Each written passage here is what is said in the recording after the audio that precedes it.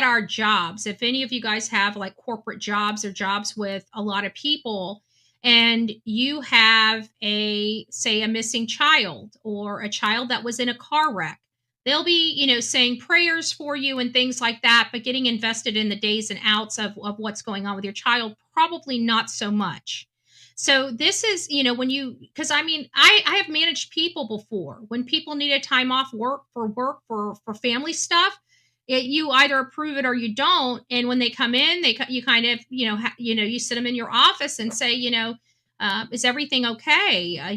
This kind of scared us. And they kind of explain it privately to maybe a supervisor, a manager, or the boss, right? But will I be angry about something? Will I be overly invested in the story? Al, hey Tony, it's nice to see you. I don't know. I don't know if I would be that heavily invested in the story. Let's listen. Right. So 8 o'clock at night. Sorry. He left on his Harley. I got back at 11:30 from the Got back at 11:30. fucking bar. He was still there at midnight. He was at the fucking job site at 5:15 in the morning. How does he know that? He never confirmed how he knows that. Do we actually believe somebody was at a bar for 3.5 hours and got up 3.5 or 4.5 hours later to go to work on a Sunday? How irresponsible is this alleged supervisor? Because I definitely don't want somebody on the job running cranes that's half intoxicated. There is no possibility that this man could have been sober at 5:15 in the morning if he's walking out of a bar at 11:30 at night after sitting in a bar drinking from 8 o'clock to 11:30. I don't believe it. I mean, let's apply some reality to this.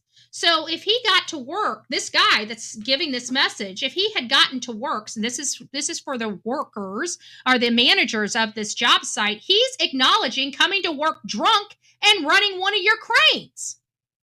I want to make sure that that's in perspective as well, because there's no possibility of that guy being sober when he arrived to work at 5:15 in the morning, if that's what he's alleging, because he's saying Chris was there at 5:15. How would he know Chris was there at 5:15 unless somebody told him Chris was there at 5:15? And why would Chris be there at 5:15 when he can't move those cranes until 7 a.m.? We have to listen to it. We have to listen to all of it. I left at 8 o'clock at night. What time does it get dark? Gets dark What time about is- 5:30 there. What time is it dark? I have to say it's like pitch black by like 5:30, 6 o'clock.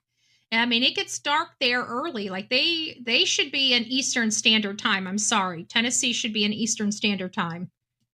In February, in that part of the world. So he says he leaves at 8 o'clock at night.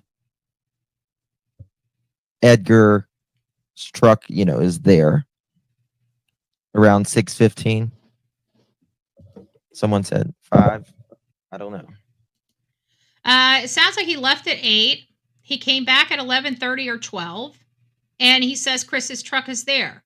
Now, I would have to say if he was in the same camping ground as him, he's got to pass that area. But my other question is if he was intoxicated from the bar, would he have really paid attention? I don't know.